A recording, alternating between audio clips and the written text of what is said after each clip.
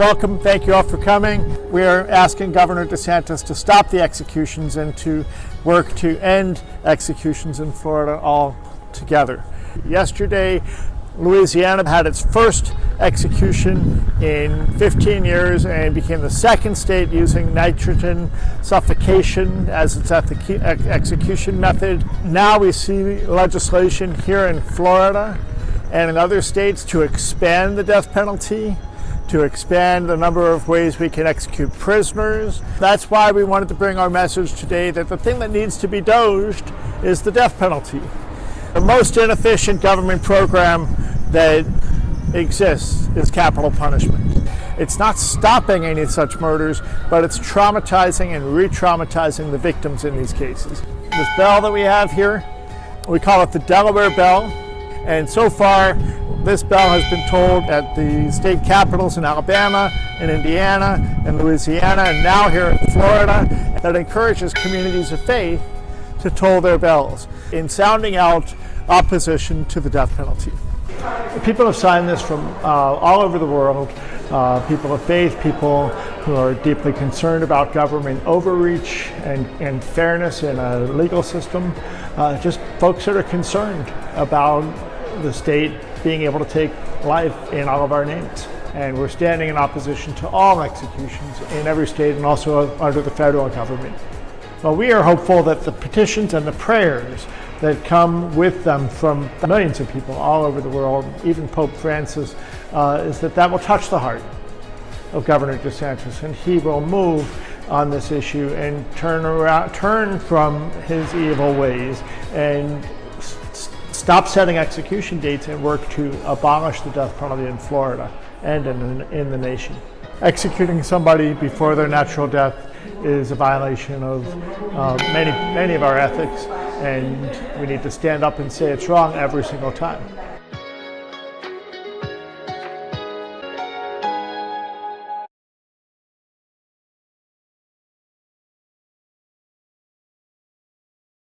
Well, welcome everybody. That was fun. I made Bonos with Death Penalty Action. We're joined by a number of people from around the country who will be sharing with us about the executions that are scheduled this week and this month. This is the forecast, our monthly, usually on the first Sunday of the month, program that Death Penalty Action creates in order to give us a first-hand look and usually a connection with people that are directly connected to the case or the prisoner that's being executed. We're going to hear from a number of different voices, as we always do. I'll just make sure everybody knows that if anybody that is speaking for Death Penalty Action is a staff person or a board member of Death Penalty Action, and otherwise people are speaking for themselves, and we welcome all voices, all perspectives. I want to say that I'm grateful for the Florida Catholic media, which created the video that we just watched. So you saw a little bit of a Catholic bent in terms of the language that was used, but ultimately they created a really nice video that shared what we were doing in Florida before the last execution, and also a little bit about the broader message. I do want to also share for a moment, see if I can pull this up, just some of the activity that was done all around the country with people that went to the different hands-off rallies. Let me see if I can get this up here. These are just some of the pictures from and Death Penalty Action is not partisan or anything like that, but we wanted to make sure that we were bringing the message of that the death penalty needs to be done away with and expeditiously. And one way to do that is by taking a look at the accountability of it. So it's a play on that whole Doge thing. But we had people at many of the rallies around the country. This is me, of course, at the Ohio State Capitol. And we got a few other people helped out with that there. And you probably have seen the pictures all around the country. Allie brought a number of our regular signs up to, this was in Portland, Allie? Salem. Salem. There you go. Okay. So let's see. This is Joel Custer in Virginia. And let's see. I'm not going to know everybody's names without checking on the spreadsheet here, but just marches. Here's Gabriella and a few other people in San Francisco, I believe. There's, let's see here. Here's somebody that ended up didn't get the sign in the mail, so she went and printed it, which was fun. We did send out yesterday, yesterday was Saturday, the art that you could actually print this yourself if you wanted to, and yeah. So these are all the photos that were sent to us. These are folks, I think, from Oregon. Yes, that sent us the photos of themselves at the different demonstrations. Or Oregon. They sent a whole bunch. Here's some folks in Fort Collins, Colorado. What else we got here? Yeah. Not sure where this, well, that's Oregon again, Fort Collins. This looks like Idaho. I think that's Idaho, Boise. Yes, Dave Powell and Jan Powell there at the state capitol in Idaho. And yep, I think that's the end of it. So we're expecting many more photos and, kind of excited just that lots of people had the opportunity to get engaged in this. And that's what this is all about. And that's what death penalty action is all about. Is let's give people the tools to take action, to do something about the executions that are happening around the country. So with that, we're going to get right down to it. I'll just take a moment to give everybody a chance to say who they are and where they're from that are on the panel. This is just quick. I'm Abe. I'm in Columbus, Ohio with Death Penalty Action. That's all we're looking for at this moment. And then we're going to go and take each of the executions in order, probably do the two Florida ones together just to sandwich that. But other than that, it'll be Florida, South Carolina, Texas, and then Alabama.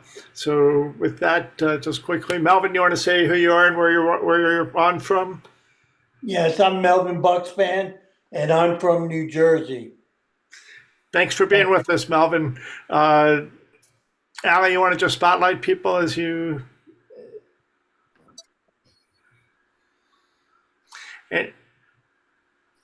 Nope, you're muted. Did you want me to go next? Yeah, well, I was just, since you're spotlighting people, just pick people to go next. And then if you're watching in the audience, you can introduce yourself also in the chat, please. Sure. My name's Allie Sullivan. I'm in Portland, Oregon, and I am the communications coordinator for Death Penalty Action. I'm going to you next, Lynn.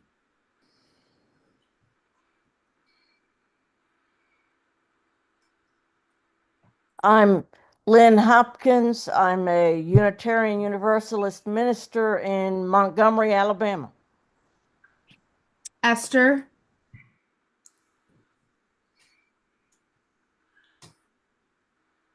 Just muted.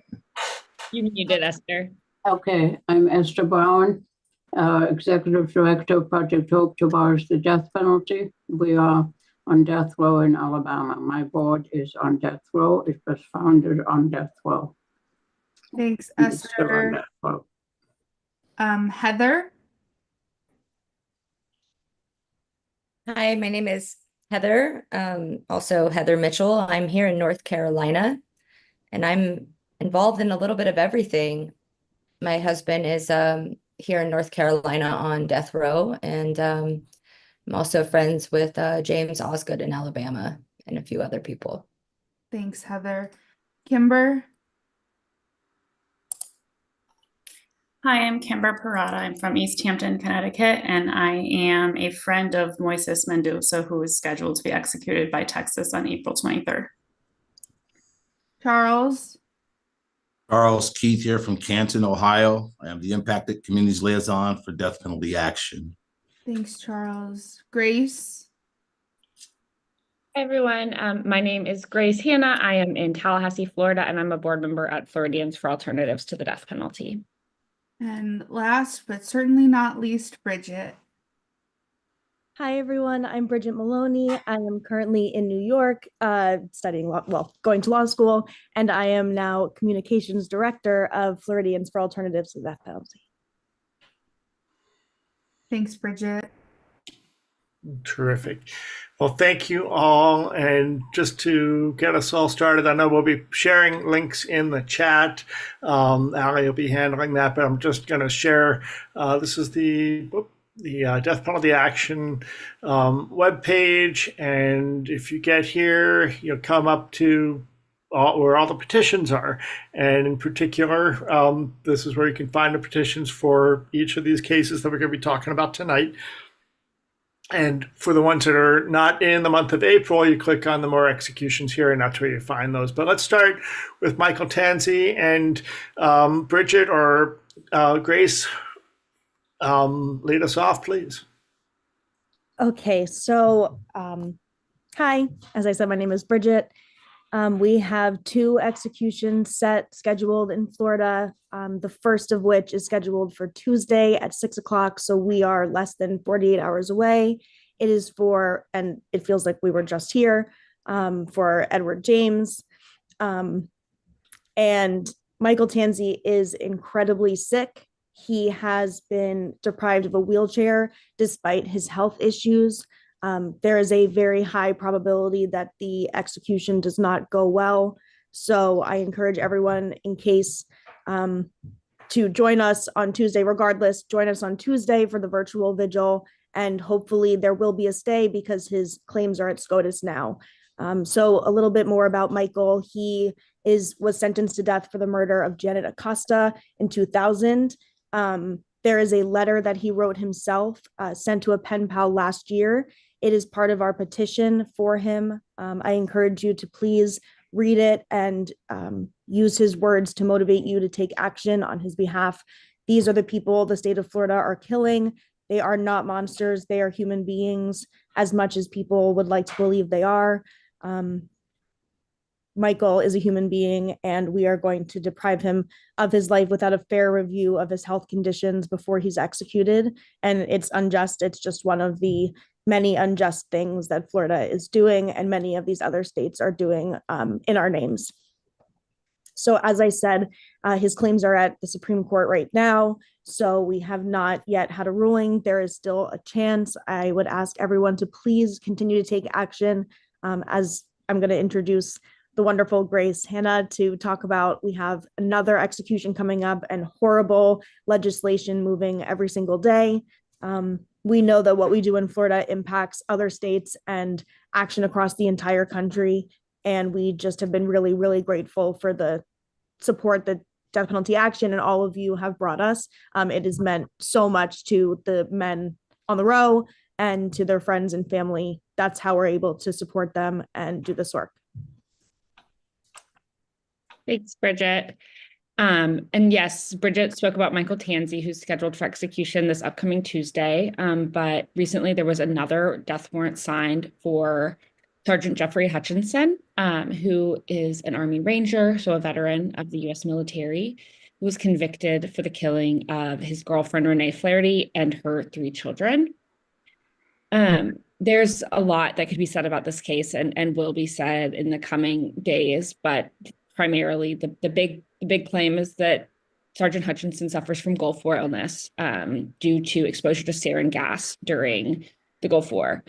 And so there will be actions from FADP and from DPA in the coming weeks ahead. There will also be vigils.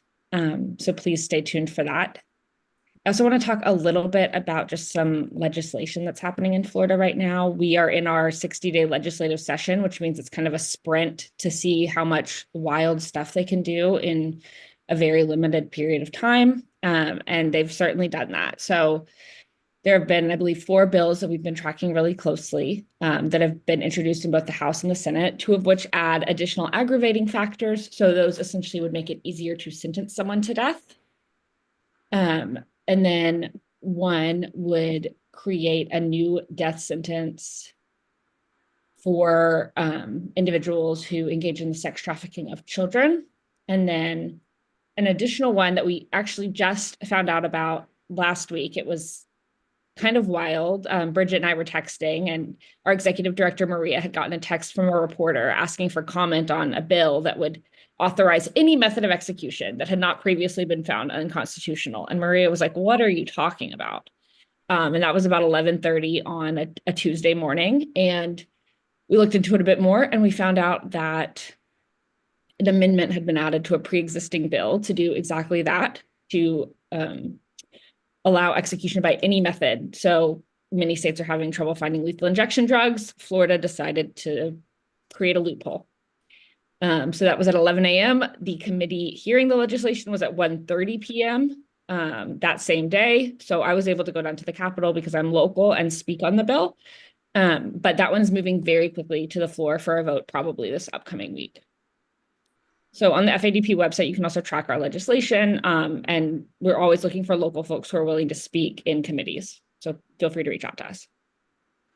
Thank you, Grace. I'm going to share the petition here for Jeffrey Hutchinson. We've just gotten this going. This date was just set.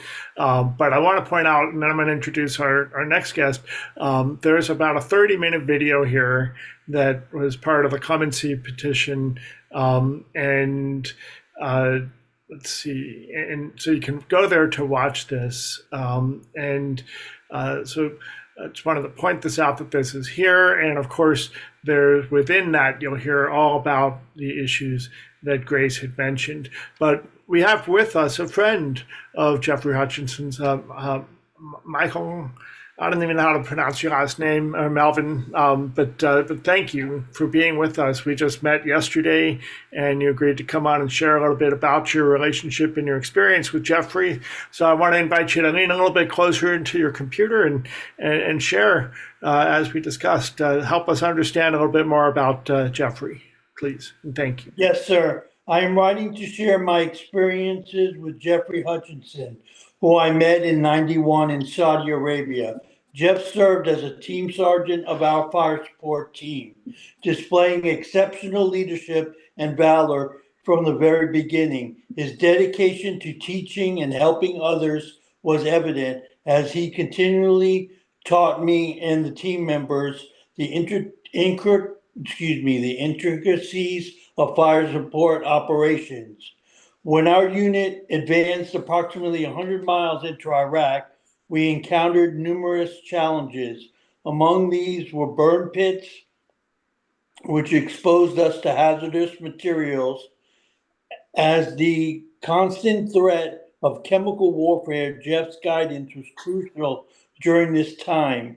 He ensured that we were well prepared, instituting regular drills with mop suits to protect against chemical threats. During the ground war, we witnessed an aftermath of intense airstrikes, including several damaged vehicles and casualties among Iraqi soldiers. One particularly memorable incident involving an explosion near our position. Despite the danger, Jeff ran towards the explosion to assist two soldiers from our platoon who were critically injured.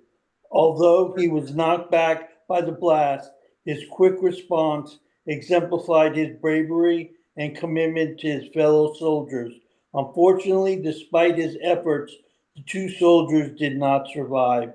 Throughout the conflict, Jeff's knowledge and decisiveness was instrumental in maintaining the safety and effectiveness of our team. He consistently reassured us with his expertise, making everyone feel secure, even in the most perilous situations. His actions left a lasting impression on all who served with him. The experiences we endured during the war have had long-lasting effects, with many, including myself, being diagnosed with post-traumatic stress disorder. Jeff's leadership, however, provided a source of strength and resilience during these trying times. In conclusion, Jeff Hutchinson's exemplary service, bravery, and dedication make him a remarkable leader and steadfast protector. He is an asset to any team and embodies the highest standards of military honor and integrity.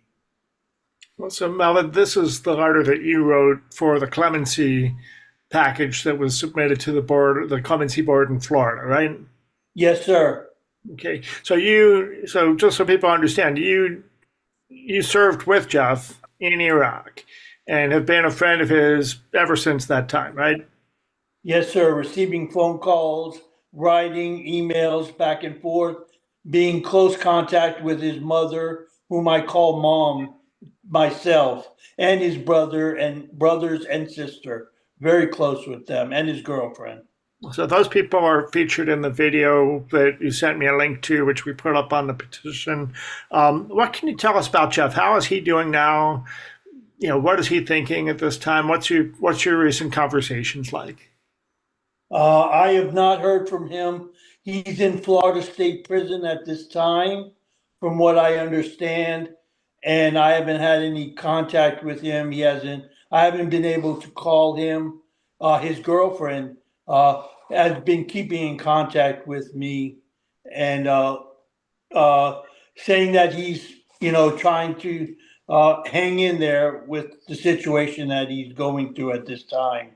Okay, and other members of your unit are also involved or ready to speak out about opposing this execution. Is that right? Yes, sir. Bill Childers, Jeffrey Meadows, Gregory Stevens, all those three names come to mind right now, sir. Okay, let's just see if there's any other questions from anybody else on the panel or in the chat for you or about this case or the Florida stuff. And so people can use the Q&A or the chat. I wanted to raise that I think that, well, first, Melvin, thank you so much for your service. We're all, I think I speak for everyone, we're all very grateful for that. I think that what Melvin brought up about not being able to speak to Jeff is just a really important and particular injustice in Florida death row, that when a death warrant is signed, the individual is not given any warning. The sergeant comes to their cell and orders them out and immediately takes them to death watch. And from that point on, they have no access to the outside world except for through, this very prison designated call list. And so really someone's whole life changes just in an instant when that happens. Super. I see Allie and Jeff both have some questions. I didn't have a question. I just wanted to, those of us in this movement, every time a veteran comes up for execution, it's just particularly devastating when you guys have put your life to defending this country, and this country turns around and treats you like garbage. And so I know it's really difficult, and we're grateful that you're here with us, Melvin, and we're able to share about your friend Jeffrey. And this should not be happening to anybody, especially not those who have served this country. Just before we go to Jeff, Melvin, there's a question in the chat here. Ryan was wondering about military awards. And if Jeff received any medals or for valor or a Purple Heart.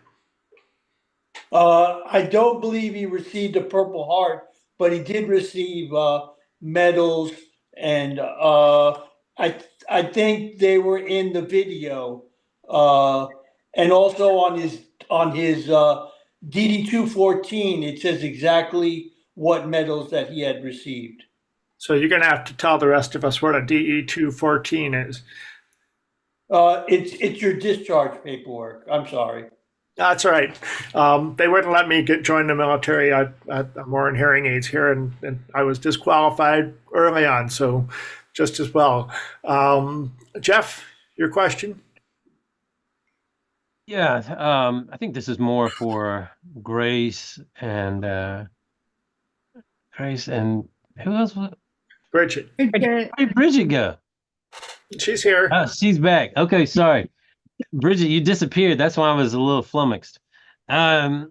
So, this is like this situation. Well, number one, I was on the phone with one of my guys in Florida when they came and got Jeff the other day. And so I got to experience that, certainly not like them, but experience sort of in real time. And that was sort of the first time that I had ever experience that. It's very bizarre. Very bizarre how Florida does it. Just showing up at someone's door, and especially, you know, I guess I've got 3 guys down there who are, for all intents and purposes, could be tomorrow or the next day. And it's insane how these guys actually are living their lives with the idea that any morning they could wake up and, these folks be at their door. Yeah, it's cruel, it's heartless, and I think that that's something that doesn't need to be lost in this conversation. The other thing, my son is right here, by the way. The other thing I was going to ask about is, I think one of the things that's difficult sometimes about cases like Jeff's is, the crime is obviously horrific. Like a whole nother level of horrific. And I think that sometimes, like when we have these conversations about Gulf War syndrome, or we talk about all of these other extenuating circumstances, it sometimes feels difficult to connect that to what actually happened. Does that make sense? And I guess I'm just wondering, could y'all maybe lay it out a little bit clearer why Gulf War syndrome could have caused him to do this? Does that make sense? Yeah. Okay. And Bridget might actually know more about Gulf War syndrome than I do at this point, because she does this full time. But it's, Gulf War syndrome is a somewhat poorly defined collection of symptoms that, if anyone knows anything about the government, it's that it does nothing quickly and is pretty reluctant to do a lot of things. But the VA has actually recognized Gulf War syndrome as this cluster of symptoms. So fatigue, headaches, joint pain, insomnia, memory problems, mental health conditions, various types of cancer. And really in Jeff, that presented as cognitive issues, memory problems, and mental health conditions as soon as he returned from the Gulf. His family was actively trying to get him help from the week he got home, and struggled to do so, and struggled to get his disability recognized. So I don't think that we know the physiology of like why Gulf War syndrome is what it is and what it causes. But we do know that Jeff returned from war, probably in combination with the trauma that he endured there, just a profoundly different man than he was when he left. Well, I first wanted to say thank you, Melvin, for your service. Thank you for your statement. Thank you for your testimony and everything that you said on behalf of our organization. I know that we will be reaching out, and I know that you have a network of people around you who are here to support you throughout whatever happens on May 1st. So I thank you very much for that. I have family members who serve, and I just very much appreciate what you said. And for Jeff, the first part of what you said, Maria, our executive director, had a very similar experience. She was on the phone with her client when Edward James was taken out, and it is incredibly abrupt. And I just want to remind that we got the warrant, or the warrant was signed the 31st of March. So we're looking at a month's time, less than a month's time. And for the second part, we are actively trying to find any sort of backed up evidence and testimony from people who suffer from Gulf War illness. I have the privilege of being in public health law, where we just recently were able to discuss it with combat veterans who served post 9/11. One thing that is really important to talk about is the fact that people don't talk about it. And the men who served primarily in Vietnam and in the Gulf War have such severe trauma and such have experienced such things that we as a country have failed to recognize and have failed to research. And Jeff has and had a claim for new evidence regarding the Gulf War illness. That is partially why the clemency video and clemency was had in December 2024. We're talking about just a few months ago that they were considering saving this man's life. And that evidence hasn't been reviewed. So the best answer, and what I would like to point to the state of Florida, is that how we can figure out how this happened in someone who is a ranger, who is not just any one incredible member of our service. It is somebody who goes in and helps others and is a leader and came back because of something that the US did to us. He served for us, and we at least deserve to know what happened that could potentially cause something so out of the ordinary for a person. I hope that is somewhat of an answer. I will also be honest that because of the short warrant period, we haven't gotten to know Jeff as much as we would like to get. And I'm looking forward, well, not looking forward, but I'm looking forward in the sense of getting to know a little bit more about him as we get through the next month. Dave, I have one more follow-up really quick. Just simply because Jeff, if you watch the video, it goes into this significantly, and Captain Art Cody, who's also a veteran, and also does legal services for veterans in prison and on death row, gets into some of the details, as well as one of the physician researchers on this issue. So watch the video and you get all the details. Go ahead, Jeff. Last question, Bridget, Grace, thank y'all once again. I think y'all are great. Y'all do incredible work, and I also think it needs to be said that you do it on such a quick turnaround. I mean, you know, the idea with like the guys that I work with down there, I mean, I can't help but think if they show up at his door tomorrow, then the next 30 days of my life is going to be in Florida. And, you know, it's a very strange way to exist, I guess, in that relationship with these guys. The other thing I was going to say is, or just ask, what are the legal issues that are remaining? What does he have going in court, and is there hope? Maybe that's what I'm asking. Are you asking? I don't. But are you asking about Michael Tanzi? Or are you asking about Jeffrey? Jeffrey first. I'm sure I'll ask a question about Michael later. That's okay. I just wanted to make sure. So we are at the very, very beginning. The first thing that the attorneys filed was an emergency motion for stay, which is the first time we've seen this so early, claiming that the warrant period was unjust because of notification, the way that the attorneys were notified, and also because of the newly discovered evidence claim, which encompassed part of the Gulf War illness. I will be honest that because of how they framed that motion for stay, it was a call for an evidentiary hearing and an emergency stay for the newly discovered evidence claim. And when the state responded and the judge ordered a denial on the claims, the next thing that we have going is pretty much their initial post-conviction that I don't have yet. So yes, there is absolutely a chance. We are in very early stages. They have not yet filed their first post-conviction claim.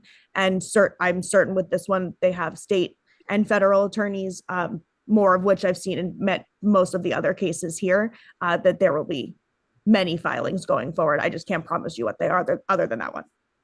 Thankful for you both. And while you're at it, are there any legal challenges in Michael Tanzi in the other case? Yes, impressively to me personally, because I'm a legal nerd.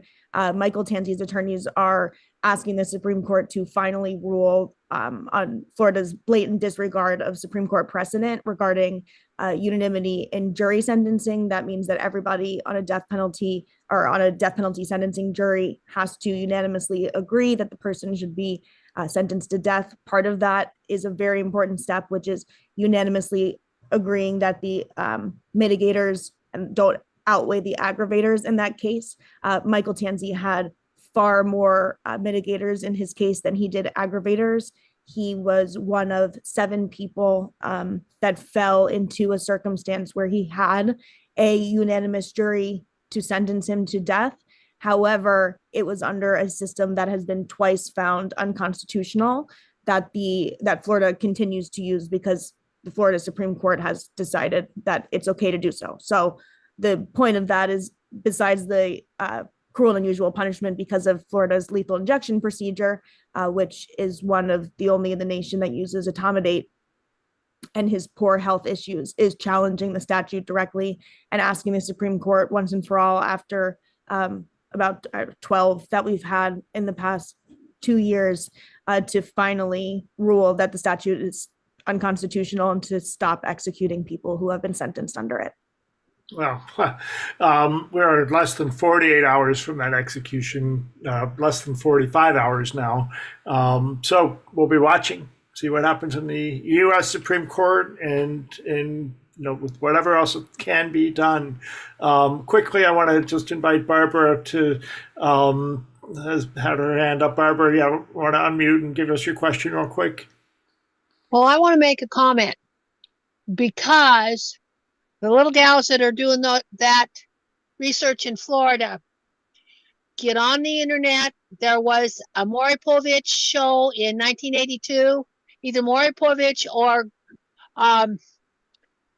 Murph Griffin, and they talked about PTSD. That's how I learned about it. I had a boyfriend that had it really, really bad. And there's legal precedents out of the state of Ohio to get that case overturned. And that's where, and so because I got the crap scared out of me. I literally mean so scared. I felt my boyfriend's body emitting what I thought was something that I just knew he was gonna kill me any minute. And I laid there in bed, I could feel the kinetic energy. The next day that was on Maury Povich or on Merv Griffin. And it's out of Ohio. That explains what they're going through. All right. Well, thank you, Barbara. Appreciate that insight. And I'm sorry you had that experience.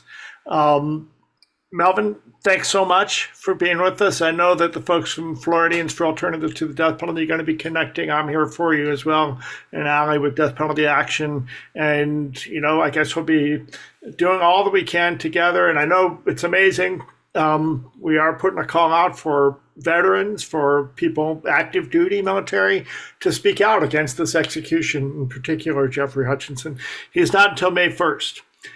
This execution of Michael Tansey is Tuesday night, and then this Friday night is the next execution in the United States, and that's in South Carolina. Hillary Taylor, the executive director of South Carolinians for Alternatives to the Death Penalty, who is normally with us for this program, was unable to make it tonight.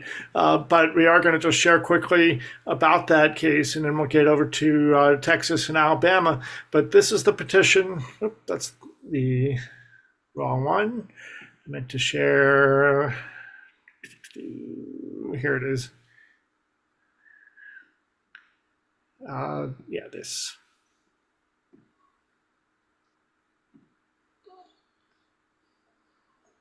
There it is. Okay, so I'm looking at the wrong thing. Here we are. This is the petition that we have for Michael Mahdi. I hope I'm pronouncing that correctly.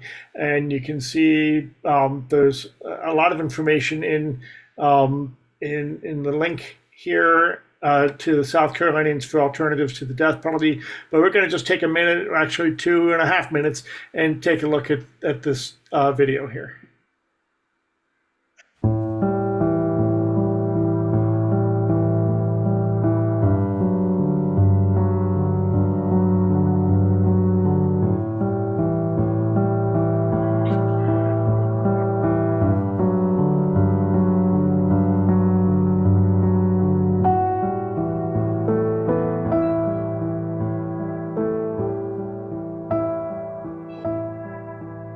Lawrenceville was a racially segregated little town, and it was enforced. When I started high school, which I think was a 49-50 school year, we attended classes on St. Paul's campus. They didn't even have a high school for blacks.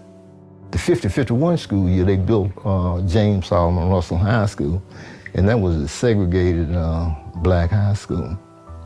We are 80 miles from Richmond, and we're about an hour from Raleigh, North Carolina. We got an interstate run through here, which would be Interstate 85. And I was in law enforcement here for 34 years, and the last 16 years I was the sheriff of the county. Brunswick County has been a racial problem here for years. I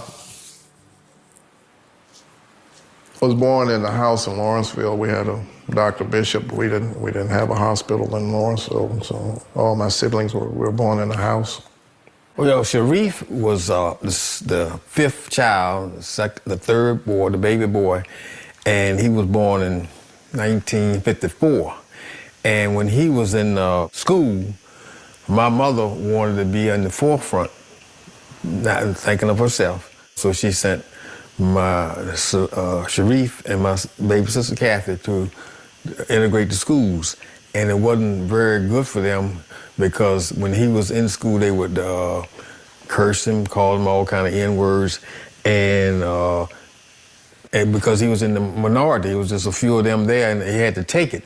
We integrated the schools, and we had to fight almost every day. I can remember in the 5th grade, it was the mayor's wife teaching history, teaching about the Confederacy and the Civil War. I never knew who won the war. She would never admit that the Confederacy lost. And I heard they were treated harshly down there. And, you know, and I think that's one of the things that put him on, you know, on the road that he traveled.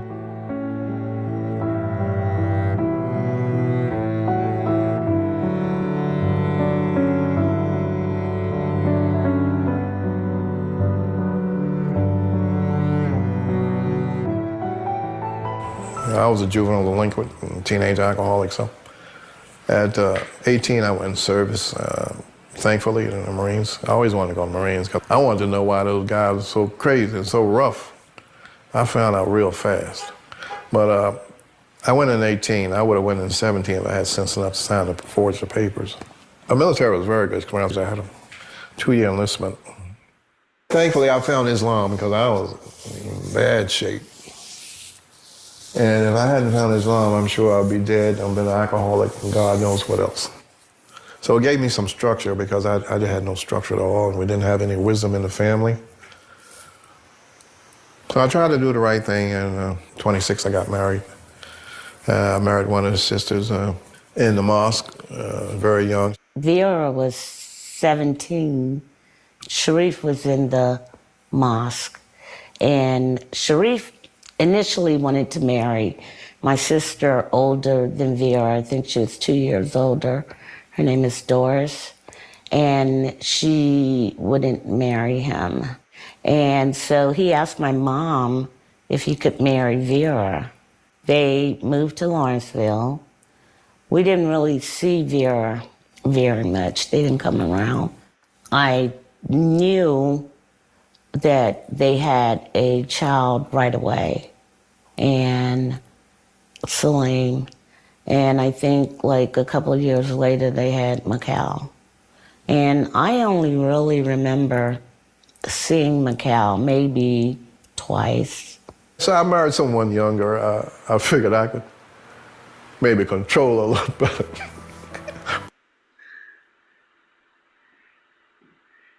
So I want to note that I thought that was a 3-minute video, but it looks like that's a 30-minute version. So I picked the wrong one. What I want to say about this case is that this guy went through all kinds of beatings and mental abuse throughout this, having been put into a home or a special school for people that, whatever it was, they sent him to there. I've read the materials a little bit, but I want to invite you, go to the petition and follow the links in there, and that's where you'll be able to get into the details on this case. This execution is coming up this Friday. Michael has chosen to be killed by firing squad. So this will be the second firing squad execution in South Carolina, and the second one since 2010 in the United States. And it looks like that's going to be a growing trend as well. And we're going to be delivering the petitions in South Carolina probably on Thursday. So we need to ramp up the signatures there, and on the South Carolinians for Alternatives to the Death Penalty petition as well. Also, of course, in Florida, we'll be delivering there electronically probably tomorrow. And also, again, any more signatures that come on Tuesday. So watch for that. With that, I want to move on to Texas and Moises Mendoza. And we have Kimber is here, who's a friend of Moises, and she's going to share a bit about him. Hi, everyone. So like I said, my name is Kimber Parada. I'm from East Hampton, Connecticut, and I've been a friend of Death Penalty Action since 2019. And I have been friends with Moises for 11 years now. It's kind of an interesting story how we got connected. But I, at the time, had joined a prayer ministry, specifically praying for people that had execution dates. So I was assigned specific people to pray for. And God was really pressing on my heart to write to one of them specifically. His name was Jose. And it took me a little while to convince my husband, but I finally did.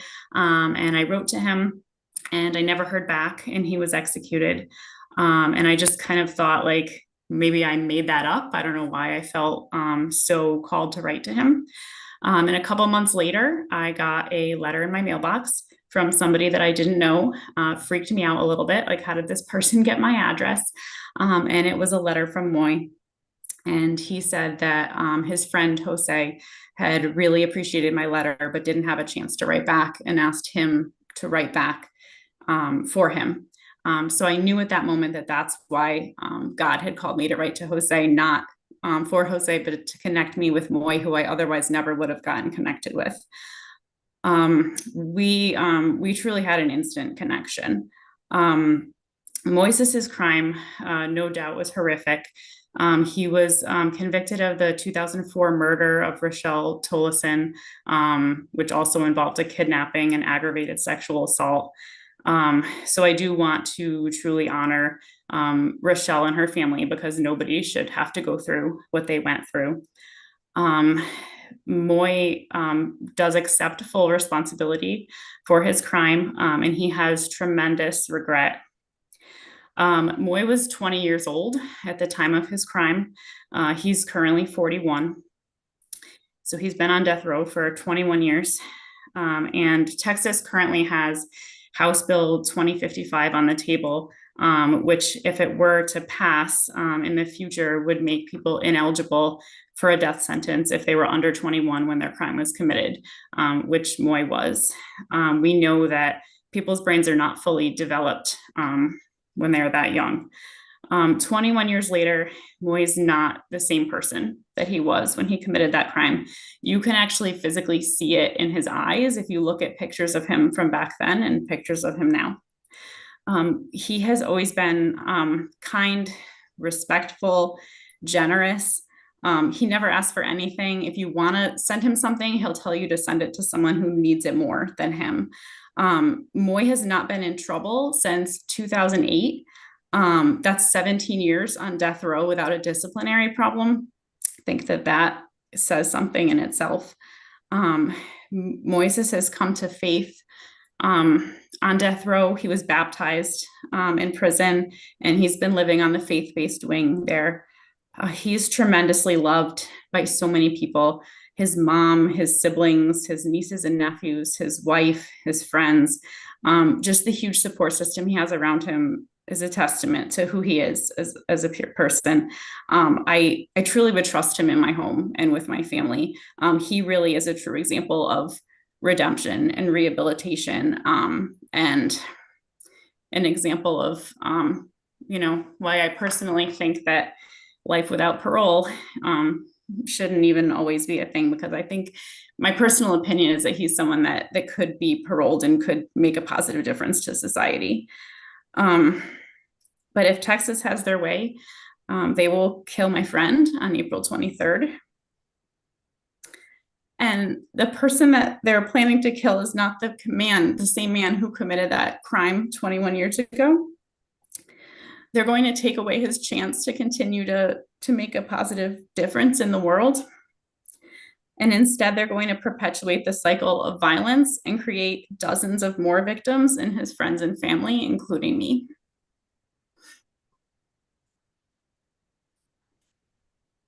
All right, go ahead.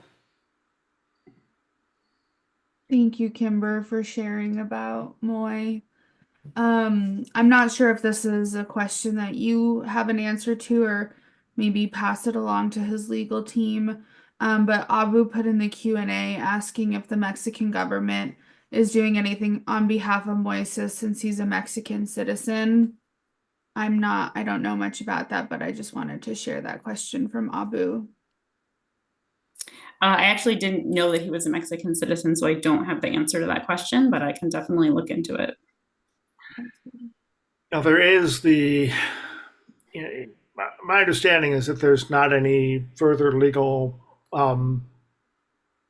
activity in this case. There is the Vienna Convention on Consular Affairs, which is what basically says that if you are a foreign national in whatever country, that your home country is supposed to give you access to your own government to help in your defense. And the Mexican government has absolutely been deeply engaged in supporting people facing execution in the United States. So there's that. I had not heard that question either. So we'll look into it. Kimber can reach out to the attorneys in the case. But my understanding is that there was no more legal approaches being made. I do know that his lawyer is working on his clemency petition. They were collecting like statements from all of us, just mostly focusing on the tremendous change in his life and that he's not the same person anymore. And I know they're working on the clemency petition, but I don't think there's any other legal things going on. Yeah, so the clemency petition will be filed typically probably very soon if it hasn't yet been filed. And then they typically meet the Texas Board of Pardons and Paroles, which, as we all know, is pretty much a rubber stamp to deny recommendation. In Texas, the governor cannot act without a recommendation from the Texas Board of Pardons and Paroles. So we'll see where that goes in this case. But we all need to be reaching out. And on the petition, there is a link, an email address that you can send a message directly to the Texas Board of Pardons and Paroles, as well as signing the petition. We'll be delivering that in time. Now, Kimber, well, let's just go to Heather real quick. She had a question or a comment. Yeah, so I have a comment, Kimber. My heart, like I'm holding back my tears right now. I empathize with you and everything you're saying. My heart empathizes with everybody tonight and what they're feeling. The words you're saying, my husband was 19 when he was sentenced. He's been on the road for 27 years and he's not the same man. And I'm sorry for what everybody's going through tonight. And I'm just going to lift everybody up in prayers tonight. And I just want you to know that I'm really thinking of you. And it does create victims all over for us. And it really does that. I wrote a letter asking for clemency for my husband when they did the commutations and he was denied.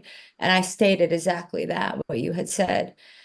And for the veterans that are on the row and the Gulf War syndrome, I lost my cousin 8 years ago. He was murdered.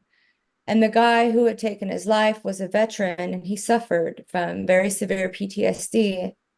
And it was awful because he took his own life. And there was 2 victims that day, my cousin who lost his life and the veteran who took his own life. And he had a wife and children.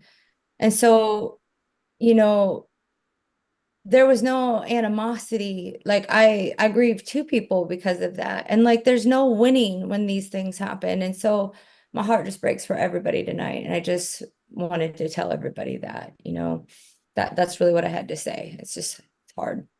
Thank you, Heather. So Kimber, you're expecting to be able to go down and visit with Moises and maybe be there with his family while when this execution happens, if it does.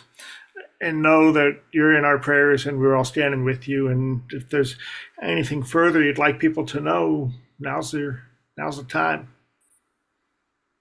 I think that pretty much summarizes it, but please just keep him and his wife and his family in your thoughts and your prayers for sure. It's going to be a difficult couple of weeks. Okay, well, you know you've got community with us, and we're grateful and for that. And whatever happens, we will see you at the fasting vigil in front of the U.S. Supreme Court. We'll look forward to hearing more about your experiences going through this. It's an awful time, we know, but again, we're all standing with you. With that, we're going to move to Alabama. And I want to invite Esther in particular to share a little bit about James Osgood and why we're taking the stance that we are from a project Hope to Abolish the Death Penalty. And then Heather has some things to share with us as well. Esther? Yes, well, this is a difficult execution because Mr. Osgood gave up his appeals, and he asked therefore to be no vigils and no petitions. And we have honored that, even though we certainly are against all executions, whether they're chosen or not. But it's going to be on the 24th. And so that there's nothing that stands in the way. So, there's no question about clemency or petitions or whatever. It is his choice, and we're sorry. We're very, very sorry. And I would say, I've heard people say, oh, yes, the conditions are so terrible and so on. Well, then why doesn't everybody do that? So it is not the normal thing. We've had them before, and no doubt we will have them again. But I don't think it has anything to do with the conditions. I think it has to do with the individual and his feelings, and so we honor them. Thank you for that, Esther. So if you look at the petition for James, it's on the webpage there. We Death Penalty Action always has a petition in every case, but what you'll see when you look at it is it's actually a call for the ask that we're making is the people urge the governor to halt all executions. And because that's the message that we heard specifically from James, is that he doesn't want anything specifically about himself. So we're asking Alabama to delay all executions in this petition in light of this execution. And that is kind of a compromise that we've decided to make, because that is our ethic, is that we oppose every execution, and it's not just about the person being killed, it's about the system and the government. Similarly, we're not going to be putting a big push on phone calls and all that. The basics are there, but it won't be the same as what you'll hear about and what we'll be pushing for with the other 3 executions. However, we're not going to stand down either. We can't stand by while an execution happens and not at least be cognizant to it and aware of it. But Heather is one of the people that reached out to us. Several have, to make sure that we understood James' position, and that's why I invited her to come and share a little bit more from her own relationship with James. Heather? Yeah, I'm a little bit boisterous sometimes.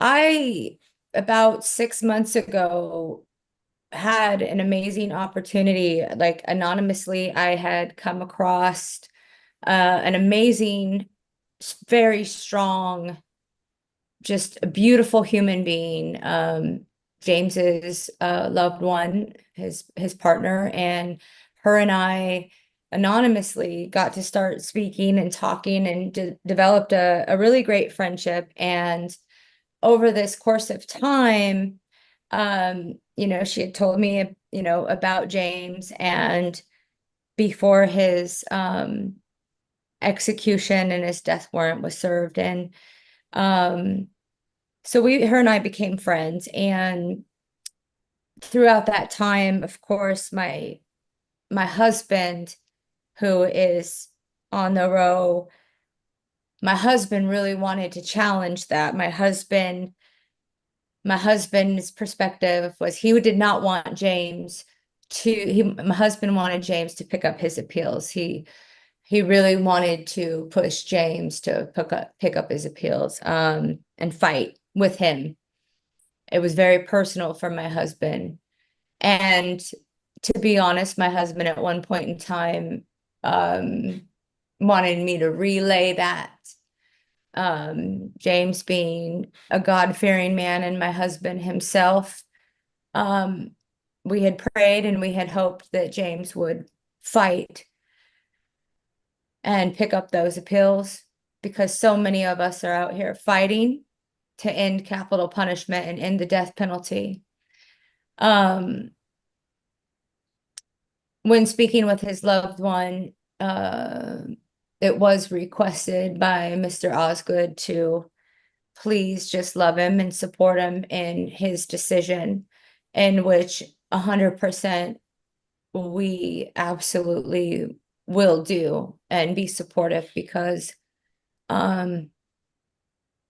that's, I think, what we can do is give him that love and dignity that he's asking for, and the love to his partner, which I'm going to keep her anonymity. I feel like in the process, it's all the Lord having met her and him. They've definitely, she's blessed my life, he's blessed my life, my husband's life. And there has been, throughout this entire process, some other blessings that have come through this, that God has had his hand all over, and so there's something to be said for those things. I think James is very, very strong. He's an artist. He is a poet. He even requesting not having these activists and these vigils, and despite that, he's working on a cover of a magazine for a human activist magazine, I think, that's coming out in August. So there's things that he's doing. I know there's been some hard days, but I feel like the two of them have these incredibly strong days, and they're incredibly strong. That's all I can say. Like, Do you have any of his art? Do you have anything you can show us from that? I have it on my phone, but I feel like without permission from him or his loved one to share it, like I wouldn't feel comfortable doing it. You know what I mean? Like, because it's That's stuff fair that, enough. yeah. So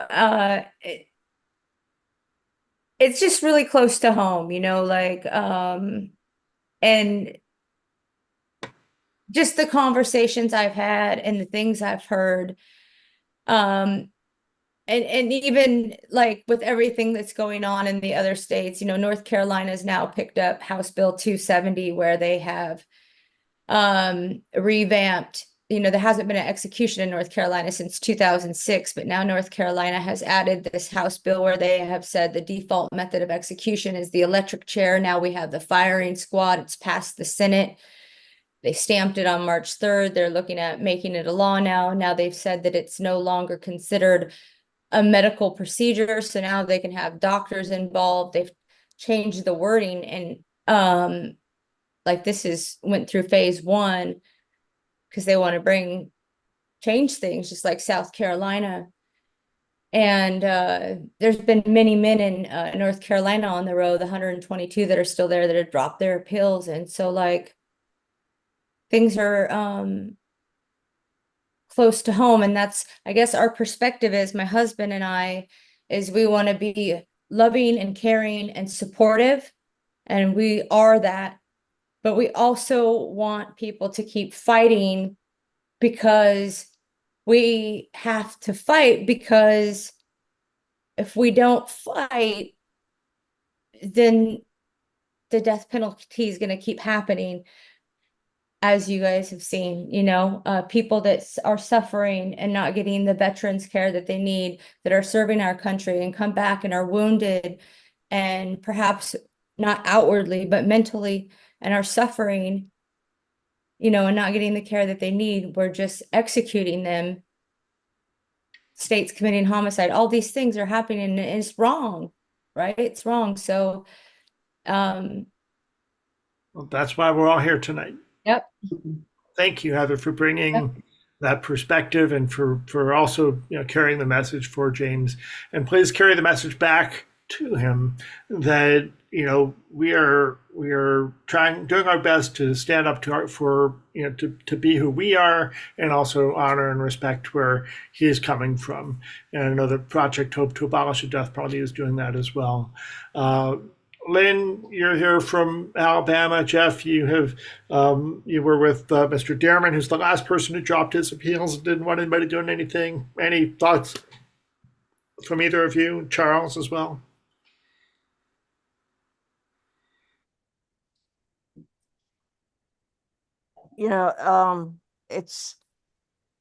It's always especially painful when someone gives up their appeals, and too often we hear conjecture about why they did, and blaming conditions on death row or some other set of circumstances without a statement from that individual. I think we have seen that happen, and I do think that we recognize that is inappropriate and often harmful. But there is something about just the nature of suicide, and anything that feels like a willing or willful death that breaks our heart. On the other hand, I feel very strongly that it is our responsibility to respect and honor the dignity and the agency of every person, particularly those who have had any sense of agency or autonomy stripped away from them. And I appreciate the way, Abe, that you have crafted this sort of compromise position where, yes, we will honor a request not to hold an event or make a statement specifically in the name of someone who doesn't want it made in their name. But at the same time, we have to acknowledge that these killings include all of us in some way, that we are all involved in this act. And it's important on the occasion of any state killing that we speak out against that evil, and recognize that it is an inherently destructive act that is malicious to humanity itself. So my heart breaks, and I am grateful that we have someone that can speak at least in part for some of the desires and statements that James has made. And I really, really honor the particular effort to respect James's autonomy, and, for example, to not share his art if he hasn't given permission. I think that exhibits a real heart for the humanness and the individual significance of these guys whose humanness and individuality is too often erased in the public mind. I think that's all I've got. Thank you, Lynn. Want to invite any further comments from anybody on the panel? I do think that an interesting piece of this. Say hello, Lucas. I do think an interesting piece of this conversation, and not just with regards to James, as much to anyone that volunteers for execution. I'm sorry, y'all. I don't know what. There we go. Well, it's interesting that like folks in Alabama will cheer that this person is volunteering and they're getting what they deserve and all this kind of stuff.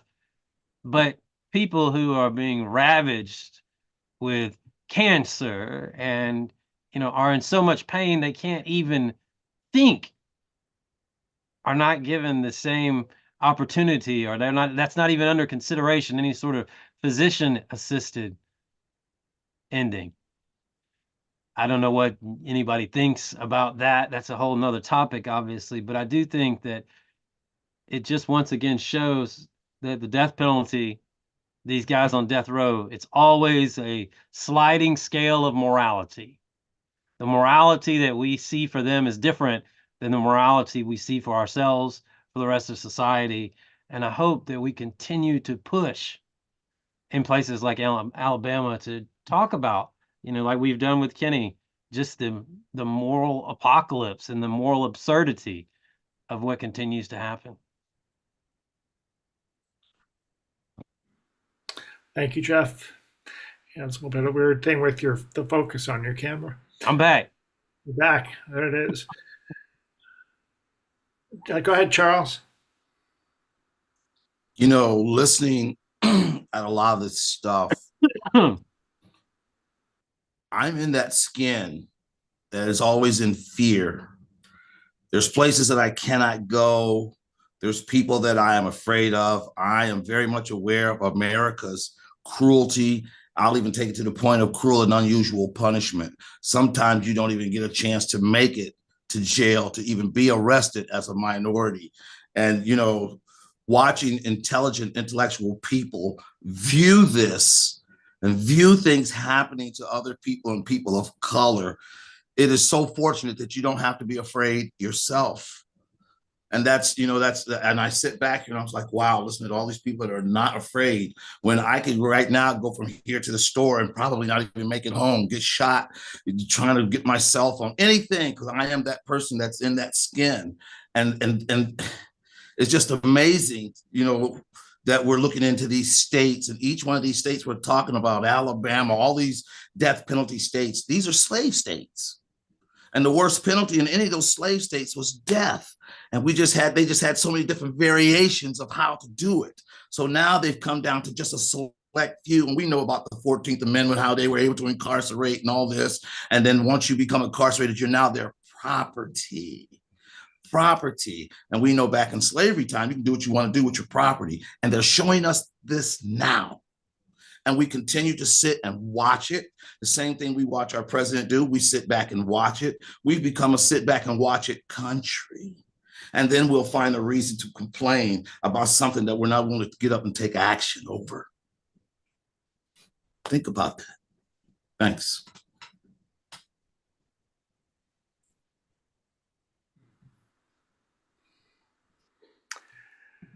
Thank you, Charles, and thank you, everybody, for participating tonight. Thank you all for sticking with us in the audience, and those who are watching online. We begin to wind it down here. I know Allie's got something to say, and again, if you're on the panel, want to offer us any final thoughts? I see Melvin, you've unmuted as well. So Allie, and then do you want to let Melvin go first? Yeah, if Melvin had anything else he wanted to add, he can totally go first. No, I had nothing to add. I just unmuted myself. I'm sorry. Okay. Well, Melvin, again, we're grateful that you're able to join us tonight, and we'll be in touch. Allie? Yeah, so I just wanted to talk about what's going on with the guys whose sentences were commuted by President Joe Biden. Um, of course, we knew when Donald Trump first got back into office, there was that executive order that came down that very first day. And part of it, he instructed his DOJ not only to um, work with local jurisdictions to try to get state level death sentences for the people whose federal death sentences were commuted. And I mean, if we want to talk about a waste of government spending, that's it. These are people that most likely will never get out of prison alive, and our government wants to waste tens, if not hundreds of millions of dollars to try to resentence these 37 individuals to state death sentences so that they can be executed. So that's the first thing I wanted to raise. But we are now just hearing word that, let me backtrack a little bit. Sorry, my thoughts are all over the place. As part of that executive order, he also names the 37 individuals and says something to the effect about that they need to be in conditions of confinement that are equivalent to how just vile and monstrous they are, which we know is not the case for many of them.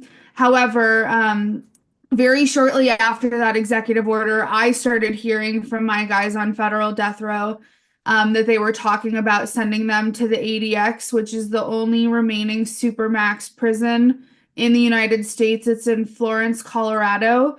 At first, we were kind of confused. We were just told only individuals who had killed people while in prison were going to be sent to the ADX. And then very shortly thereafter, we learned that they were going to send everybody, all 37 of the individuals, to the ADX. So that's now happening. It's kind of been back and forth for the last few weeks. The guys that were on federal death row weren't really sure what was going on. They said they were going to take them, then they didn't, and all this stuff was happening. They had to sign paperwork and have medical evaluations and all kinds of things. But just this past week, they had hearings for all of the guys. It's more of a formality. Nothing's changing, but just to make sure that the ADX is necessary for them. And of course, they pushed all 37 through anyway, with little regard for who they are and what their history while in prison is. And we have been told that all of the individuals will now be at the ADX by April 17th. I'm not sure if they're transferring them all in one go or if they're doing a couple people at a time, but we know that they're all planned to be there by the 17th. And this is hugely concerning because federal death row is no easy feat, and the ADX is going to be even worse than federal death row. They're going to have much less communication than they already had with family and friends. They're not going to have visits. I think they get 2 phone calls per month. And so I was just talking with a spiritual advisor a couple days ago she's actually the spiritual advisor for one of my guys on federal death row, who was on federal death row. And I just told her, I'm like, we got to figure out how we can band together and support these guys over the next 4 years, if not longer. Because I mean, all these guys on death rows across the country and incarcerated need all the support that they can get. But I think right now it's going to be even more necessary to support these guys. One of them told me that he wasn't sure that he would make it out alive being at the ADX, and I told him that he better fight like hell to stay alive these next 4 years. So I just wanted to make sure folks were aware of what was going on with the ADX, and right now it is going to be so incredibly important to send all the support that we can to those guys. Thank you for that, Allie. I think Jeff just had to jump off. He was ready to say something next. But I will say, actually, I think that the ADX is the federal supermax, but there's also states that have a supermax as well. And for those who don't know, a supermax is complete sensory deprivation. It's incarceration where you have practically no human communication, no human touch. I know in Colorado, basically, there's practically no human touch. That you have a little gate that you go through and a little hallway that you go through into your own personal recreation area. So you do get a little bit of time outside, but you're completely solitary, and it's torture. Torture. We know that Amnesty International has called death row itself torture, but at least in most death rows, it's not complete solitary. There is mechanisms to be in communication with others, and that's part of the reality of the space that we're in. And one of the challenges that we're going to have, it's going to be curious to see how things progress. I'm so grateful that people are starting to rise up, that members of the Congress are starting to speak out more aggressively. But the path that this country's on right now is very dangerous and scary. And any of you that have seen the videos of what happened to the men that were transferred down to El Salvador, just the treatment that they did and the videos that they did of that treatment, it's only, let's just say it's possible that that's the experience a lot more people could be having if we don't get to a place where there's more oversight. And let's be clear, it's not just this current administration. All prisons are awful. And they're awful across the country, and they have been forever. That's part of what people want in them. But let it be known that the entire leadership of the Federal Bureau of Prisons has either been fired or resigned because they were not ready to adhere to what this current administration was asking them to do, or were not seen as being loyal enough. So let that sink in. The head of the Department of the Bureau of Prisons and the senior leadership in the Bureau of Prisons has all been asked to resign, or they've been fired because they refused to do what was being asked of them, which has got to be awful. So that's the space that we're in, and that's why we come together, and we must be speaking out, and we must be ready to do more, such that there's anything we can do that will make a difference. And that's the key thing. It's not enough to be shouting in the streets. We have to find ways to do more that can actually be felt. So it's on each of us to figure out what is that. And if people have ideas, please bring it to us. We'll push it out there. Watch for more opportunities for action from us. Sadly, a lot of all we can do is invite you to protest, invite you to be present in person if it's possible for you. Invite you to sign the petitions and make the phone calls. It's next to impossible for us to actually get into a space as human beings where we can actually get on the gears of the machine. Well, we have to look for those opportunities. We have to figure out, how do we bring our outrage to more people? How do we help people understand? That's one of the reasons why I wanted to bring the DOGE, the death penalty message, to the hands-off rallies, which are about all the big, broader issues, is people have to understand this administration is about more executions and about expanding executions to more kinds of punishments, and it's only a matter of time. Don't forget that when Donald Trump had the military clear Lafayette Square, and the general said we're not going to implement the Insurrection Act, which some people are afraid is going to be done on April 20th, because day one, President Trump asked the military to investigate invoking the Insurrection Act.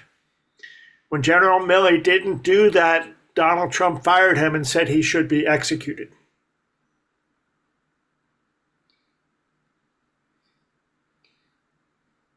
That's the space we're in.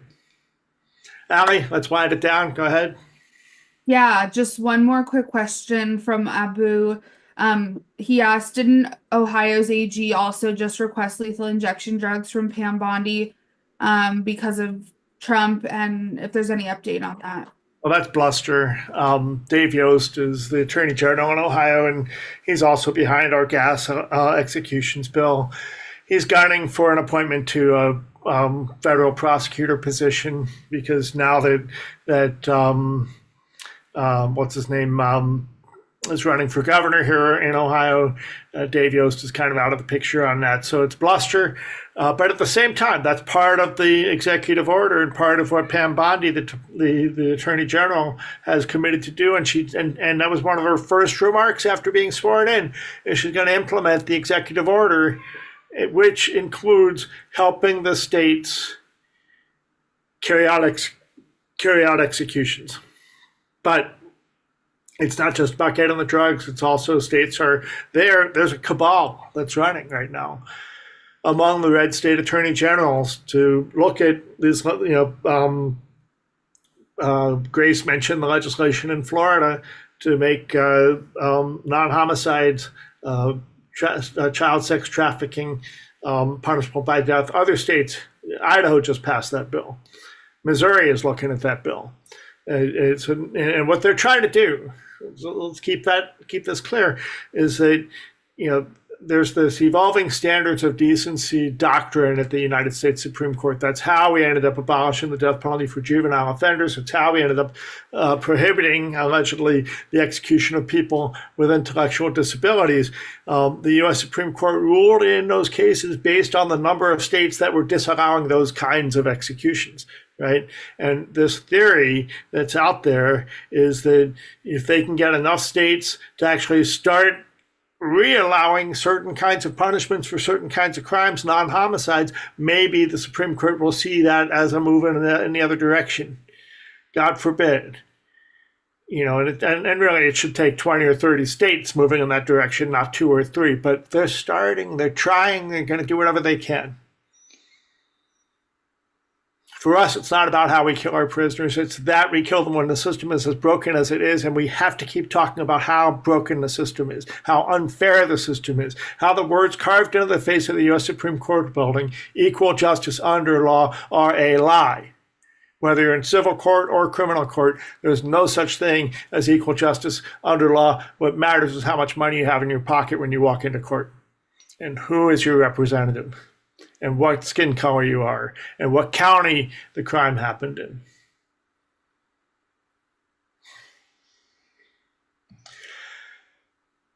Thanks, everybody, for being with us tonight and for putting up with all this.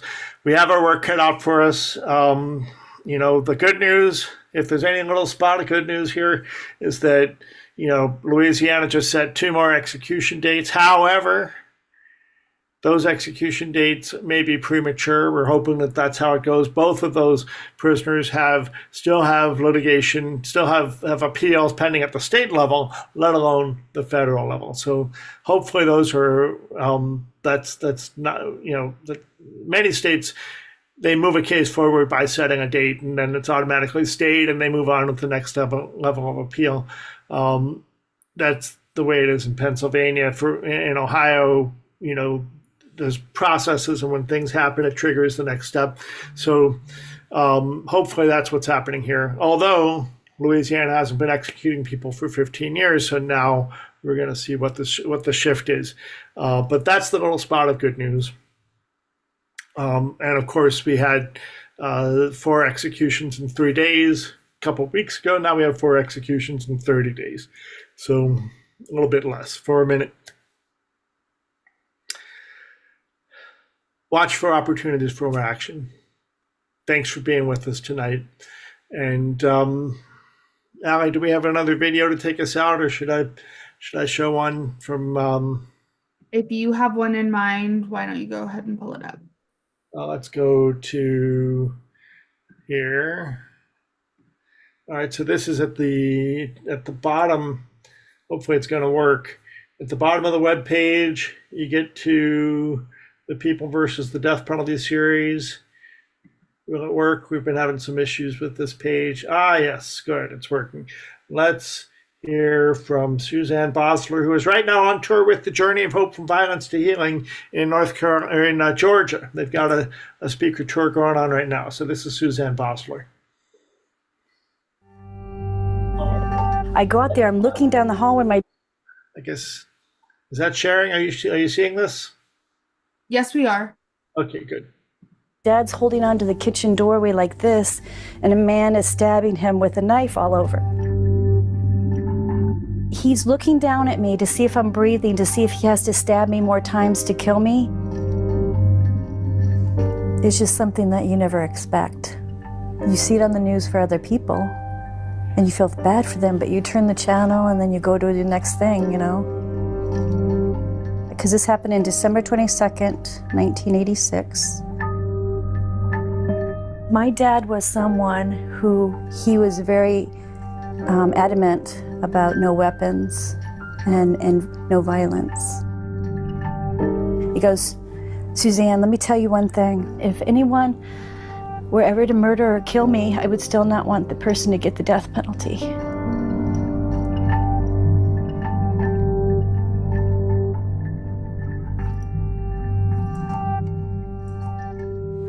But I had to start thinking to myself, now what the hell do I do? Now, who am I? I didn't even know who I was. Like, I felt so guilty about it, and I had to start thinking about not just my dad, but I had to start thinking about the man who did it. The first 5.5 years, I didn't forgive him. I got so bad that I wanted to hurt him myself. I didn't know how to tell anybody because I'm thinking, here I am, a preacher's kid, like I didn't forgive him yet. I mean, I'm saying the words coming from my mouth, but they're not coming from my heart. If I forgive him, does that mean I say it's okay for what he did? The forgiveness was not for him. The forgiveness was the present to myself. Because what I was doing is I was killing myself. I was aging myself. I was stressing myself out. I was making myself sick. The jurors come in. I point to James. I say, James, I forgive you, whether you accept it or not. And it was the first moment that in those 5.5 years that I felt that I could fly. And after that moment, I felt stronger. I fought harder to get him life, not death. I always say to people, why kill people? Who kill people to show Americans that killing people is wrong? These people in prison, men and women, have daughters, cousins, mothers, aunts, uncles, grandparents, that when they're executed, we bring hundreds more victims into our system. Why are you killing these people when they need the chance in prison to see or be able to reconciliate or become a better person? If we don't give them the chance, then how are they going to do it? I would go to the grocery store with this, and you should see the reactions that I get. It's kind of like people are passing you, but they're kind of looking at the side, you know? And it's funny that here I just turned 60 years old a couple weeks ago, and here I am still crying at this age after this much time. But the good thing about it is that this is more of a cry of missing my father instead of being angry that he's gone. We can share with people how we went from here, anger, bitterness, to the place we're at right now is forgiving, loving, compassionate, and working for life.